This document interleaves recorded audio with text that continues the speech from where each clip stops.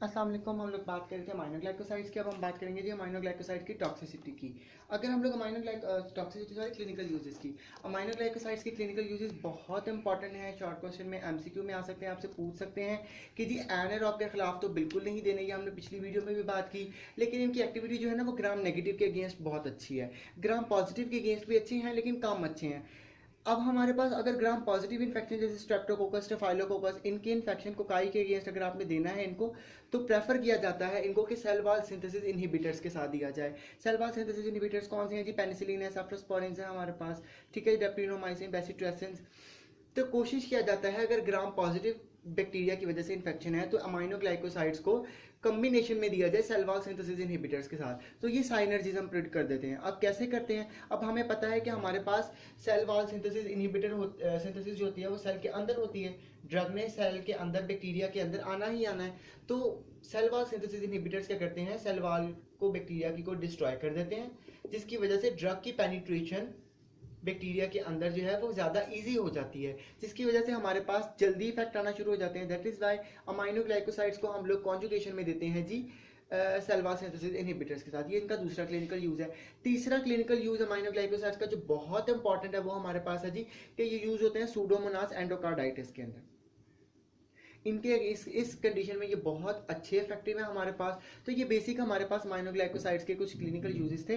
अगर सेपरेटली हम लोग ड्रग्स की बात करें तो पहले हमारे पास आते हैं जी स्ट्रेप्टोमाइसिन। फार्माकोकाइनेटिक सारी वही है, वंस डेली डोजिंग करते हैं, किडनी फेलियर है, रीनल टॉक्सिसिटी है या रीनल इनसफिशिएंसी है तो डोज रिड्यूस कर दे, या वंस डेली डोज ना दें, आप ऑरली नहीं देनी, आईवी इंट्रामस्कुलर देनी है आप लोगों ने। सेकंड सारा कंसंट्रेशन डिपेंडेंट किलिंग, सारी फार्माकोकाइनेटिक वही है हमारे पास।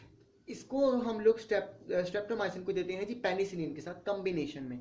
किसमें देते हैं जी? एंटेरोकोकल एंडोकार्डाइटिस में, टीबी के अंदर, प्लेग और टेलीरीमिया। ये याद कर लें, एंटेरोकोकल एंडोकार्डाइटिस, टीबी, प्लेग और टेलीरीमिया, इन चार कंडीशंस में इसको बहुत ही ज्यादा इस्तेमाल किया जाता है। ठीक है। अब अगर हमारे पास फॉर एग्जांपल मेरे पास एक टीबी का पेशेंट है, उसको स्ट्रेप्टोमाइसिन दे रहे थे हम लोग, लेकिन अब वो टीबी का पेशेंट जो है वो हो गया जी, उसका जो बैक्टीरिया वो हो गया जी स्ट्रेप्टोमाइसिन से रेजिस्टेंट। तो आप याद रखिए स्ट्रेप्टोमाइसिन से जो बैक्टीरिया माइकोबैक्टीरिया रेजिस्टेंट हो जाए, उन पेशेंट को फिर हम लोग शिफ्ट कर देते हैं जी एमिक एसिड के ऊपर। ठीक है जी, अमिकासिन या एमिक एसिड आप जो भी इसको पढ़ते हो, तो इनको हम टीबी के पेशेंट में देते हैं उनमें जो स्ट्रेप्टोमाइसिन से रेजिस्टेंट हो गए हो हमारे पास। ठीक है, इसके बारे में आपने ये खास बात जो है वो याद रखनी है। इसके अलावा इसमें कोई ऐसी खास बात नहीं है। Proteus, Pseudomonas, negative gram negative bacteria के खिलाफ इसकी एक्टिविटी बहुत अच्छी है। प्रोटियस हो गया, सूडोमोनास हो गया, शाइजेला हो गया। ठीक है जी, अमाइनोग्लाइकोसाइड्स की इनकी एक्टिविटी इनके खिलाफ हमारे पास बहुत अच्छी है। अब अगर हम लोग बात करें जी टॉपिकल एजेंट्स की, जी टॉपिकल एजेंट्स में हमारे पास कौन कौन से आते हैं? बेसिकली हमारे पास कुछ अमाइनोग्लाइकोसाइड्स ऐसे हैं जिनको हम लोग आईवी नहीं दे सकते, मतलब कि वो हाईली टॉक्सिक है, उनकी टॉक्सिसिटी इतनी ज़्यादा है। तो याद रख लें कि कौन से अमाइनोग्लाइकोसाइड जो हैं जो टॉपिकल दिए जाते हैं, नियोमाइसिन और कैनामाइसिन। ठीक है, ये दोनों ऑरली या ऑरली तो कोई भी नहीं देते सॉरी, लेकिन आईवी और आईएम, इंट्रामस्कुलर या इंट्रावेनस, इन दोनों में से कोई भी नहीं देना आपने, क्योंकि ये बहुत टॉक्सिक है, इनको आपने टॉपिकल ही देना है। ठीक है, अगर हम लोग बात करें जी टॉब्रामाइसिन की, टॉब्रामाइसिन में हमारे पास कौन सी चीज़ ये खास है कि टॉब्रामाइसिन एक तो इनहेल्ड भी है और ऑप्थेल्मिक यूज भी है इसका। ऑप्थेल्मिक यूज में इसकी ऑइंटमेंट मिलती है हमारे पास, हम वो इस्तेमाल करते हैं। ठीक है, इसके अलावा इनहेल करते हैं जी पियरोजिनोजा के केस में, मतलब कि जी ये लोअर रेस्पिरेटरी ट्रैक इन्फेक्शन होती है उनकी ट्रीटमेंट में इस्तेमाल होती है। अमूमन लोअर रेस्पिरेटरी ट्रैक इन्फेक्शन जो है ना वो पियरोजिनोजा काज कर देते हैं मोस्टली या कॉमनली। तो हमारे पास टॉब्रामाइसिन इस बैक्टीरिया के खिलाफ बड़ी एक्टिव है। इसके अलावा फिर जी लोअर रेस्पिरेटरी ट्रैक इन्फेक्शन के खिलाफ बड़ी एक्टिव है। क्यों? क्योंकि हम इनहेल करते हैं, डायरेक्ट ड्रग लंग्स में जाती है, लंग्स में जाने के बाद डायरेक्ट एक्शन अपना शो करती है। स्पेक्टिनोमाइसिन की बात करें तो स्पेक्टिनोमाइसिन के बारे में आपकी बात याद रख लें, बिल्कुल हिफ्स कर लें कि स्पेक्टिनोमाइसिन जो है ना वो सिंगल डोज गोनोरिया के केस में बहुत इफेक्टिव है। अगर आपको जी एक सिनेरियो आ जाए पेपर में जी कि आप लोगों ने गोनोरिया का एक पेशेंट है और आपने कोई इसको ऐसी ड्रग देनी है, not a first choice, spectinomycin is not a first choice, ये फर्स्ट चॉइस नहीं है हमारी। लेकिन अगर आपको कोई कहे कि अगर आपको सिंगल डोज ट्रीटमेंट करनी हो और आपने कोई ड्रग नहीं देनी, ठीक है, सिंगल डोज में ही आपको गोनोरिया को ट्रीट करना है और आपने कोई और ड्रग नहीं देनी, सिर्फ एक ड्रग देनी, तो आप कौन सी देंगे? तो वो स्पेक्टिनोमाइसिन है। बार बार मैं कह रहा हूँ it is not a first choice for gonorrhoea, लेकिन इसकी एक डोज से ही गोनोरिया ट्रीट हो जाता है। ठीक है, इसके अलावा अगर हम लोग इनकी टॉक्सिसिटी की बात करें तो ये इंतहाई इंपॉर्टेंट है। इनकी टॉक्सिसिटी हमारे पास अमाइनोग्लाइकोसाइड्स कर देते हैं ऑटोटॉक्सिसिटी। ऑटोटॉक्सिसिटी ना एक्चुअली हमारे कान के दो हिस्से हैं ना, एक ऑडिटरी हिस्सा होता है और एक वेस्टिबुलर सिस्टम होता है हमारे पास। ऑडिटरी हिस्सा होता है हमारे पास सुनने के लिए, और वेस्टिबुलर सिस्टम जो होता है वो मतलब रिस्पॉन्सिबल होता है बैलेंस के लिए।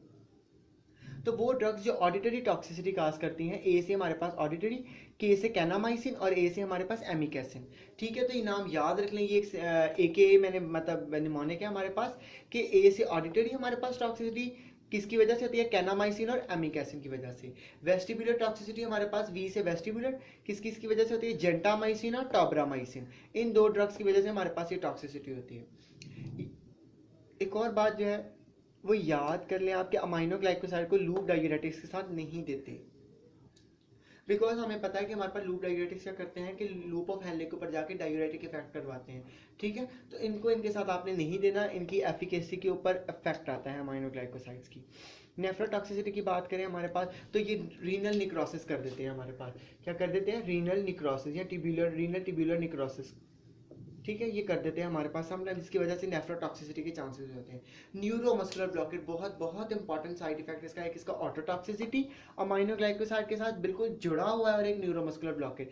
ये क्या करते हैं, क्यूरेरी लाइक इफेक्ट्स कर देते हैं हमारे पास। Muscular, even sometime muscular paralysis भी हो जाता है पेशेंट को, उसके लंग्स ही काम करना छोड़ देते हैं, पैरालिसिस हो जाता है उस पेशेंट को अगर आप अमाइनोग्लाइकोसाइड ओवरडोज में यूज कर रहे हैं। ठीक है, स्किन रैशेस भी हमारे पास काज करते हैं, स्किन रिएक्शंस में स्किन रैशेस हो गए, इचिंग हो गई, लेकिन ज़्यादा नहीं। बेसिक जो इसकी टॉक्सिसिटी है बहुत ज़्यादा इंपॉर्टेंट है एमसीक्यू के हवाले से जी, कि कौन सी ड्रग जो है ऑटोटॉक्सिसिटी करती है, कौन सी ऑडिटरी करेगी, कौन सी वेस्टिबुलर करेगी, कौन सी ड्रग लूप ऑफ डायूरेटिक्स के साथ लूप डायूरेटिक्स के साथ नहीं देते, कौन सी ड्रग न्यूरोमस्कुलर ब्लॉकेट कर देती है हमारे पास, पैरालिसिस जिसकी वजह से हो जाता है, तो वो हमारे पास है जी अमाइनोग्लाइकोसाइड्स। तो ये अमाइनोग्लाइकोसाइड के बारे में चंद हमारे पास बातें थी। जैसे हम लोगों ने एमिक एसिड पढ़ी, एमिक एसिड पर हमारे पास नेफ्रोटॉक्सिक है, ऑटोटॉक्सिक है। तो ये छोटी छोटी या मेन इंपॉर्टेंट बातें थी जो याद करने वाली थी अमाइनोग्लाइकोसाइड्स के अंदर। If you have any query you can always ask me. Thank you.